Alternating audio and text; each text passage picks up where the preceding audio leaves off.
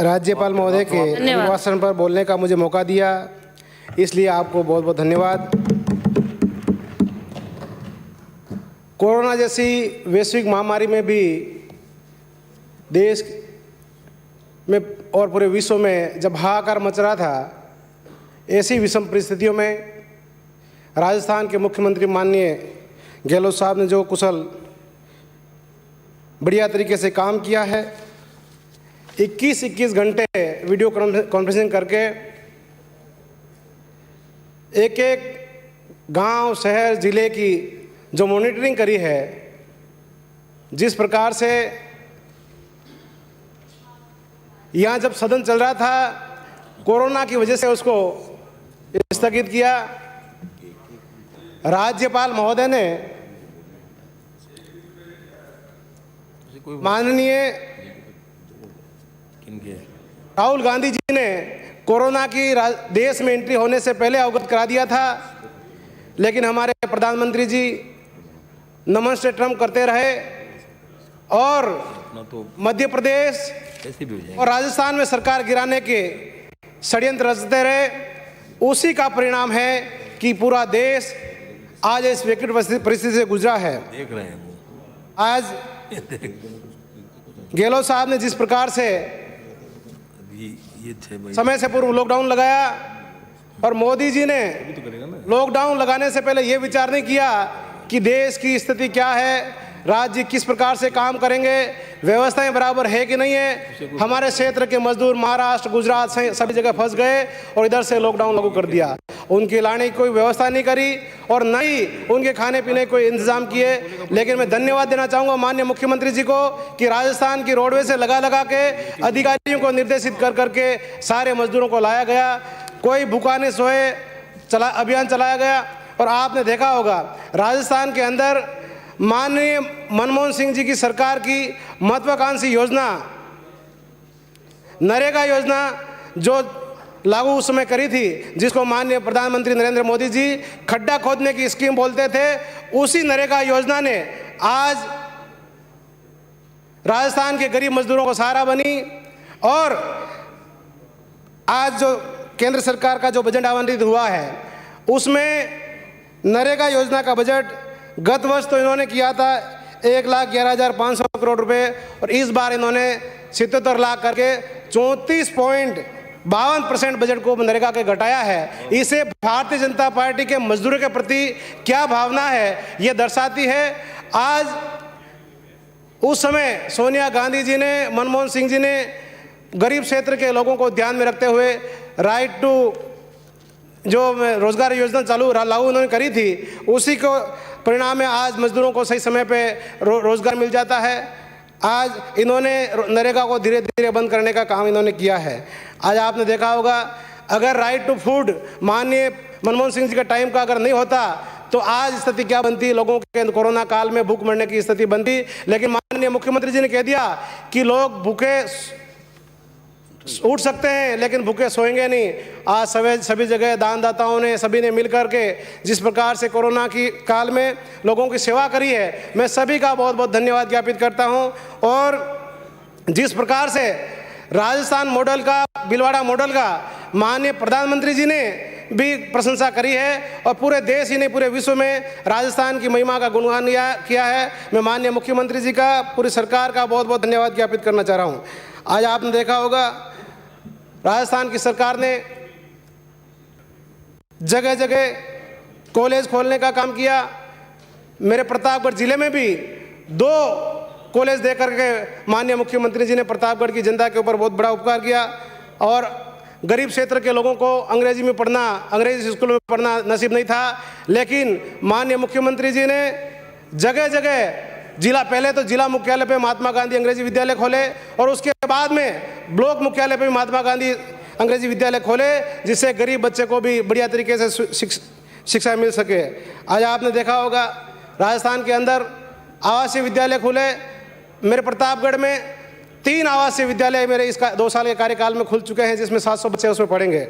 और आज नौकरियों के मामले में देख लीजिए, 2013 के भारतीय जनता पार्टी की सभा के भाषण को आप देखें, उसमें हमारे देश के प्रधानमंत्री जी कहते हैं कि भाइयों बहनों, अगर देश में भारतीय जनता पार्टी की सरकार बन जाती है और मैं प्रधानमंत्री बन जाता हूं तो युवाओं को 2 करोड़ रोजगार प्रतिवर्ष दूंगा। लेकिन आज जगह जगह हर डिपार्टमेंट में प्राइवेटाइजेशन करके नौकरियों को खत्म किया जा रहा है। मैं धन्यवाद देना चाहूंगा माननीय मुख्यमंत्री अशोक जी गहलोत साहब को। सभी डिपार्टमेंट के अंदर भर्तियां कर करके कम से कम 80 से 81 हज़ार युवाओं को नौकरी लगा दी है और कई भर्तियां प्रक्रियाधीन हैं। और आने वाले समय में हमारे युवाओं के ऊपर ध्यान देते हुए माननीय मुख्यमंत्री जी जिस प्रकार से भर्तियां कर रहे हैं, आज आपने देखा होगा चिकित्सा के क्षेत्र में हमारे माननीय सदस्य कह रहे थे कि डॉक्टरों की कमी।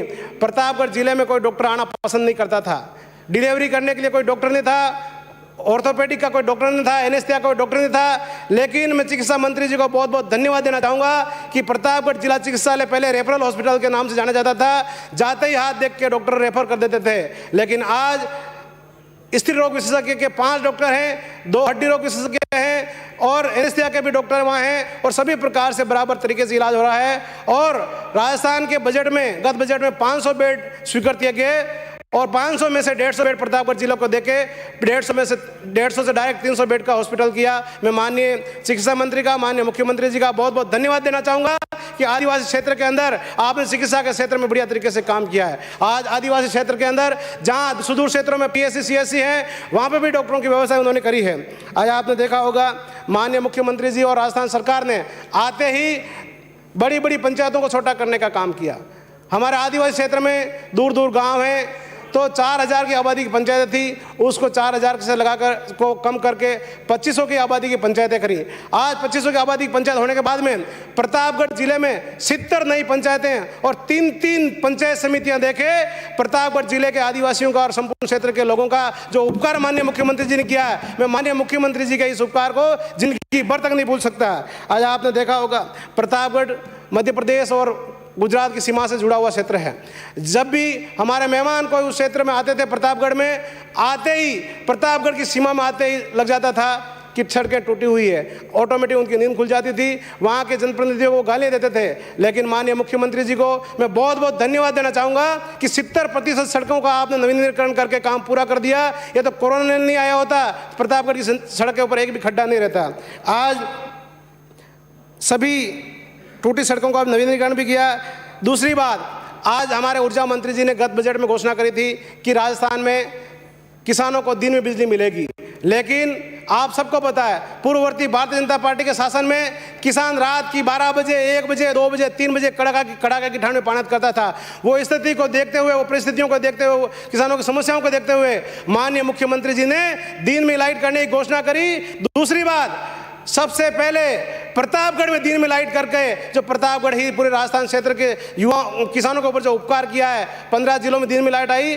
प्रतापगढ़ में घोषणा होने से पहले राजस्थान सरकार ने, माननीय मुख्यमंत्री जी ने जो दिन में लाइट करी है, 16 नए GSS उन्होंने स्वीकृत किए, 10 GSS का काम चालू हो गया, एक 132 kV GSS को नया चालू किया और 3 132 kV GSS को डबल ट्रिपल कैपेसिटी के किए हैं। इसलिए मैं माननीय मुख्यमंत्री जी का बहुत बहुत धन्यवाद देना चाहूँगा। आज आप काले कृषि कानूनों की बात करते हैं। देश के किसी किसान ने माननीय नरेंद्र मोदी जी को यह नहीं कहा कि हमारे किसानों के बिल लाए जाए, लेकिन उसके बाद में भी जिस प्रकार से Manmohan Singh ji right to food, right to education ऐसे जो कानून लागू किए, लेकिन माननीय मोदी जी के विचार में भी आया होगा right to Adani protection, right to Ambani protection के नाम पे 3 काले कानून लाए और तीनों काले कानून के अंदर जिस प्रकार से गरीब व्यापारी, मजदूरों, किसानों को गला घोटने का काम किया है, मैं माननीय मुख्यमंत्री महोदय को बहुत बहुत धन्यवाद देना चाहूंगा कि राजस्थान के किसानों को ध्यान में रखते हुए तीनों कानूनों का सुधारी करके विशेष सत्र अभियान चला करके राज्यपाल महोदय के पास पहुंचा दिया। लेकिन मैं माननीय विपक्ष के सभी सदस्यों से निवेदन करना चाहता हूं, हाथ जोड़ के निवेदन करना चाहता हूं कि आप राज्यपाल महोदय के पास हमारे किसानों के जो कानून पड़ा हुआ है उसको आगे भिजवाइए, उसको पारित करवाइए, ताकि कम से कम राजस्थान के किसानों को गला तो नहीं घोटे। आज आपने देखा होगा माननीय राज्यपाल महोदय ने बढ़िया तरीके से एक बात कही, उसमें एक बात और थी कि क्रूड ऑयल का भाव अंतर्राष्ट्रीय बाजार में बहुत कम हो गया है, उसके बाद भी केंद्र की सरकार पेट्रोल और डीजल के भाव बढ़ाई जा रही है। क्योंकि आप सबको पता है जब राजस्थान में देश में कांग्रेस सरकार थी, बाबा रामदेव जी, अन्ना हजारे, सारे लोग आंदोलन करते थे महंगाई को खत्म करें। उस समय तो कांग्रेस की सरकार ने, प्रधानमंत्री जी ने ये नहीं कहा कि ये महंगाई जीवी है, लेकिन आज जिस प्रकार से देश का किसान आंदोलन कर रहा है, उस आंदोलन से घबरा करके मोदी जी कह रहे हैं ये तो आंदोलन जीवी है। अरे मोदी जी, मैं आपसे निवेदन करना चाहता हूं, जुल्मी जब जुल्म करेगा सत्ता के गलियारों से, छप्पा छप्पा गूंज उठेगा परिवर्तन के नारों से। ये इस बार जिस प्रकार से किसान आंदोलन कर रहे हैं, ये आंदोलन जीवी नहीं है, ये किसान देश में परिवर्तन कर, इस आंदोलन से देश में परिवर्तन आएगा। जिस प्रकार से बाबा रामदेव जी चुनाव से पहले कहते थे युवाओं 40 रुपए वाला पेट्रोल चाहिए कि नहीं चाहिए, युवा कहते थे चाहिए साहब, लेकिन वो 40 रुपए का पेट्रोल आज 100 रुपए पार करने वाला है। इसी प्रकार से आज आपने देखा होगा मनमोहन सिंह जी की सरकार थी, उस सरकार में किसानों का, पूरे देश में किसानों का कर्जा माफ हुआ, भले किसी भी कोई सी भी बैंक है। अभी विपक्ष के साथी कह रहे थे कि राहुल गांधी जी ने 10 दिन में कर्जा माफ करने की बात करी थी। मैं राजस्थान के मुख्यमंत्री अशोक जी गहलोत साहब का बहुत बहुत धन्यवाद देना चाहूंगा कि राहुल गांधी जी के नेतृत्व निर्देशानुसार और राजस्थान के किसानों को ध्यान में रखते हुए आपने किसानों का भूमि विकास बैंक और लैम्सों का कर्जा माफ किया। और ये तो राजस्थान केंद्र में चिट्ठी भी लिखी थी, अगर मोदी जी भी चाह लेते, मान लेते उस चिट्ठी को, तो सभी बैंकों का भी कर्जा माफ हो जाता, लेकिन उन्होंने माफ नहीं किया। लेकिन आप सबको पता है 2013 से पहले भारतीय जनता पार्टी की सभाएं आपने तो खैर नहीं सुनी, भारतीय जनता पार्टी के नेताओं ने सुनी होगी।